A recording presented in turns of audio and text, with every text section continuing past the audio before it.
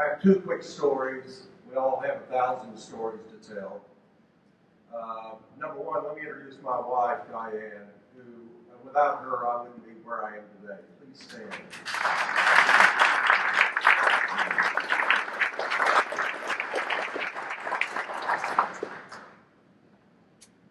9/11, I was in south of Bozeman, Montana, Big Sky Ski Resort.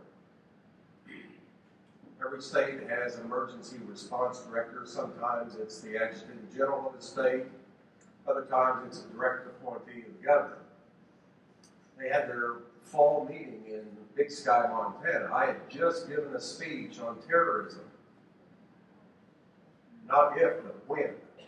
I walked out right after that and saw the second plane like everybody else.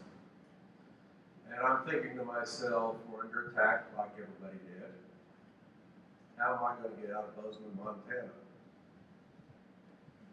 I thought immediately of my wife and daughter who were stuck in Washington. I didn't know if I'd ever see them again.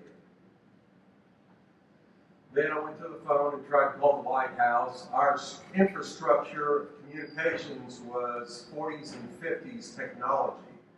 Communication, as a general, and everybody can tell you, was a failure in America that day. Won't happen again. We learned our lesson. So I finally got someone at the White House on the line, I'm not sure who it was, and I started screaming, "Give me an airplane." Finally, someone said, "Okay, we'll do that." Knowing full well by that time, everything's grounded. This is the story of Goldilocks and the Three Bears. The first plane that showed up, for those of you from Altus, you know, Galaxy C5A shows up, and I'm going, "Whoa, time out, it's too big." Second plane that shows up is an F-16 fighter. I don't fit in F-16 fighters. Plus, there's no head in an F-16 fighter. Third plane that shows up was a KC-135 tanker, and I said, "I'll take it." I took everybody that I could, and I headed for New York. I knew that even though the Pentagon had been packed, that the military reservation with one landlord, Don Rumsfeld, it would be easier to communicate with him than 10,000 people in New York City. Halfway through that flight, I get a phone call from the President of the United States. Happened to be a friend of mine. And he's screaming at me, going, "Where are you?" And I said, "I'm headed to New York City." He says, "No, you're not." I said, "Yes, sir. That's where the biggest damage is. I need to be in New York City." After 3 or 4 minutes of bantering, he called me Joe.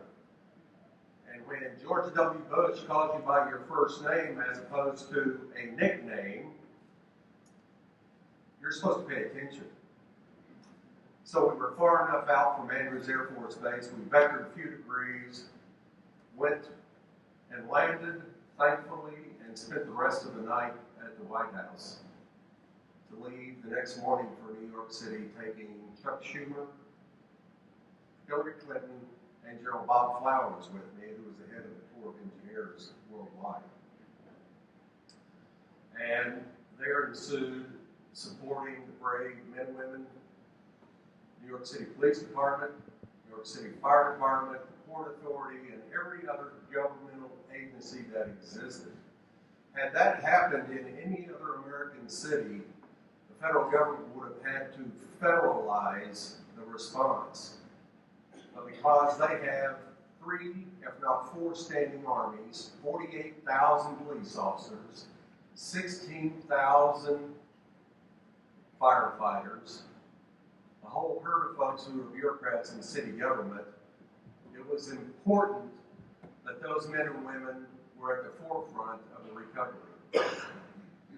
8.5 months later, we completed. I told the President it would take a year and a half to clean up. Thankfully, it took half of that. The second part of this story, and one of the reasons I'm here today, is that there's an Oklahoma component to this. And I'm not talking about me. I'm not talking about Joe Franks. But in April of 1995, we all know what happened in Oklahoma City. I was fortunate before 9/11 to meet a couple of people. One of them was Chief Ray Downey, who brought 2 squads of New York City firefighters from New York to Oklahoma City to help John Hanson and everybody recover from the Oklahoma City bombing. Ray died on 9/11, as did half of one of the squads that showed up in Oklahoma City. This is a challenge coin on the back. This is from Rescue 1. There are 4 heavy lift units in Lower Manhattan. I wear this button to honor those 11 members of that house that died that day, running into those buildings, but more importantly, I wear it to remind me that I will never be able to do what they have done, make that kind of sacrifice. And it reminds the challenge that I have to myself and to my family. On the back of this are those 11 individuals. I'm going to give this to you, sir. I am honored that General Franks invited me to come today. I am so proud as an Oklahoman that he decided to open this institute here to tell the story, because I see all the young faces out here, and they're the ones who have to carry the story forward. Never again, and we will forget. Thank you, General.